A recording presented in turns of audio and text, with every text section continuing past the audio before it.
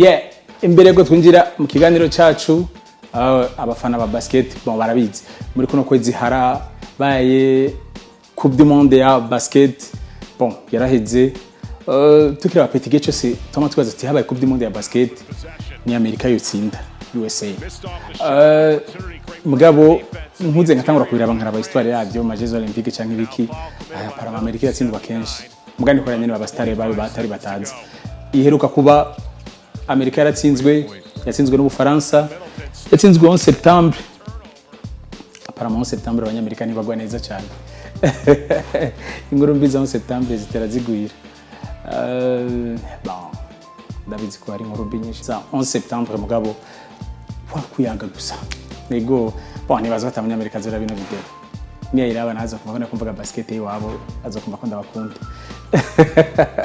yeah bon muri makeni ni Espagne yatwaye Coupe du Monde ya basket yakinye finale na Argentine hama nakubafana ba volley nayiganira cyashwe kitavuga volley sinarinzi ko abaho Coupe d'Europe ya volley parama ko araba Coupe d'Europe ya volleyball avyo narinzi kwibaho volley Coupe d'Europe kubakunda volley ndabaye ka information kagusa yes ego imbere ko twinjira mu kiganiro cyacu 3 points nashaka kubashimira abaravye partie ya mbere deuxième partie nuno munsi tuza kuvuga kuri match iteye ubwoba habaye ibintu vyimboneka rimwe muri basket yari match yahuje Houston Rockets ihura na San Antonio Spurs Houston ya T-Mac McGrady hamwe na San Antonio Spurs ya Tim Duncan yes kari mu kiganiro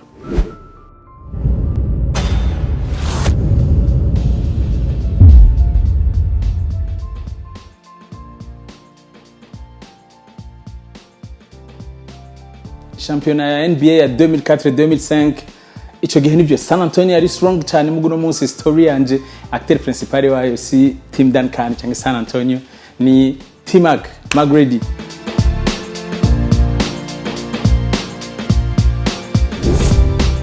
yari ariko kuza mu gwa Houston Steve Francis ariko kuva muri Houston McGrady nawe aje muri Houston bari bamwiteze ko byinshi bari mvumenga Houston Rockets ihava isubira muri periode nziza nka periode ya igihe baheruka kuri Akimola John the Dream T-Mac kuma dunk ateye ubwoba defense yiwe boom irateye ubwoba ari nubatsinze amanota menshi cyane muri NBA uwo mwaka nibaza ko yarenganye Kobe Bryant Allen Iverson ku bantu batsinze amanota menshi cyane ego story nshaka kuvuga ni match yabahuje na San Antonio sinzo kuyigera mpaga kuvuga iyo match Tracy McGrady yatsinze 13 points muri 35 secondes 13 points muri 35 secondes ibirigira biva no go umupira uri wenyene ngira ngo na paniya basket ugati tsinda amanota 13 muri 35 secondes atari umuntu yakora kwataka je kugora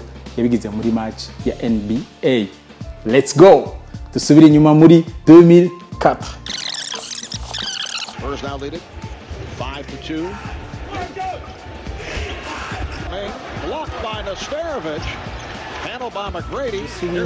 Dusubiye le 9 décembre 2004 match ya San Antonio Spurs hamwe na Houston Rockets kuri San Antonio yari match isanzwe cyane ico gihe San Antonio yari tesa yari heruka gukuramwo gutsinda muri finale ya playoff itsinda Lakers yatsinze Lakers nabi cyane nico gihe Shaq yaciye ava muri Lakers akaja muri Miami San Antonio yari bon afise umukoci wabo maranye imyaka kwanza nuba kiri kumwe yitwa Popovich niwe yari yatwaye no muri Coupe du Monde yajanye na Etazini naho batsinzwe iyo match yari match zisanzwe vraiment mugo munsi Houston yari kaniye match yo kwandikisha histoire yari kaniye match gira basubire kurakonta basubire kuyivuga kandi kabisa yari match y'amateka nkuko biharawe kuvuga kuri Houston Rockets kuri San Antonio yari match isanzwe match iratangura Houston San Antonio yari aleze muko na Houston wa musiri decide shaki yo match kuyitsinda karta ya nyuma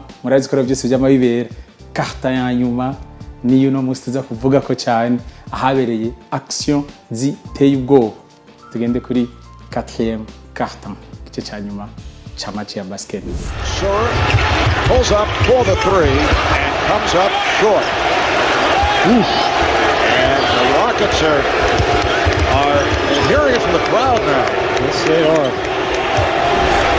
Hageze carton ya kane. San Antonio iri imbere ifite amanota 58, Houston Rockets ifite amanota 58. Houston Rockets kagerageza mugabo San Antonio guma yavansa.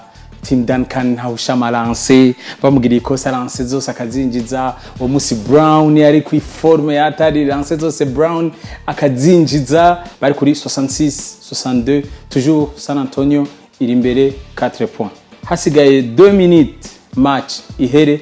San Antonio yarigeze imbere amanota 9. Abafana ba Houston Rockets bihebuye batanguye gutaha. Terrain isigari presque vide. Uravye kuri bando twisha abakinyi ba Houston Rockets batanguye kwihebura ntibakizeye ko iyo match bashobora kuyitsinda.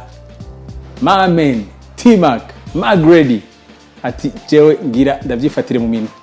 Ndibuka basket zo mu Cité 21 wasanga harimo umupeti yemera kuruta abandi. Iyo equipe yiwabonye iri kiratsinda bacavyi avuga ngo reka ndavyirabire genre naga spirit nyine ko mustenza ko na T-Mac muri umwanya spirit yo mu Cité mu vyutse avuga ati reka ndavyirabire. 74-66 toujours San Antonio iri imbere hasigaye amasegonda 50 match ihere. T-Mac acha aravyifatira mu minwe. Popovich atangura kwidogera Ginobili nkuko mengani Ginobili ariko aratsindisha kumba uwo munsi wari umunsi wa T-Mac. Hasigaye 35 secondes match ihere. 3 points ya mbere bam T-Mac 76-71. Hasigaye 24 secondes iyindi 3 points. Hasigaye 11 secondes iyindi 3 points. 80-78. Hasigaye action imwe match ihere. Umupira nuwa San Antonio Spurs uri hanze bagira bahane. San Antonio gatsinda paniye gusa yindi imwe match zo biheze. Houston Rockets zo bitsinzwe. Houston gafata umupira kuko ni 78-80. Houston gafata umupira kagenda gatsinda 2 points ba 80-80 shagira prolongation. Houston gafata umupira ikagenda gatsinda 3 points match izoba iheze. San Antonio irahanye umupira wa High Brown arawutaye. T-Mac arawutoye. Stade irahagurutse irahagaze. T-Mac ariko traversa terrain n'umupira awiduganiye wenyene atapasa tanze awiduganira wenyene traversa terrain yose. Bose bari like ntatsinda 3 afuma atsinda 2 tugire prolongation. Bari baje banye kwagiye gutsinda amaze gutsinda 10 points mu masegonde nka 20 gusa. Barabonye ko hari umunsi vraiment wari umunsi wawe kabisa. Ikiro cyose no umunsi wacu. T-Mac adugana umupira gushika kuri 3 points. 3 points. Match iraheze. Ivyari gigire bibaho. 13 points muri 35 secondes uri kukina na San Antonio Spurs. Equipe ifite defense iteye ubwoba. Tim Duncan, Tony Parker bafise mu coach ateye ubwoba. T-Mac arabitsindira we wenyene. Story yanje no munsi nazo ko ari story tagiriza kwigera iva mu mateka. Ni story ya T-Mac atsinda 13 points muri 35 secondes. Igihe kimwe muri interview niho ko bigeze kuvuga ariko aravuga ati umukinyi wa mbere nibaza ko agoye gucunga muri defense ni Tracy McGrady aka T-Mac. Tracy McGrady agoye gucunga. Yari umwediye muremure cyane. Afise handle iteye ubwoba ametrize umupira ala Kyrie Irving presque. Smash ziwe, speed yiwe na detente byari bigoye kumucunga. Mu guhereza ikiganiro cyacu duhereze na action basi nk'abiri cyangwa 3 ya T-Mac. Sirtari mu kirere ko niho yigenza neza cyane. Mu kurangiza ikiganiro cyacu 3 points. Mwe muragira discussion muri commentaire hama ikiganiro ikurikira niyo tuzogirako. Harabaye ama trade ateye ubwoba. Uno mwaka Lakers yarazanye umukinyi mushasha LeBron yaramaze igihe ahamiye. New York Nets yaraguze abakinyi bakomeye cyane. Steve Kevin Durant na Hagwaye zoba yagarutse hamwe na Los Angeles Clippers ya nayo nyene iri mu equipe yaguze abakinyi bakomeye.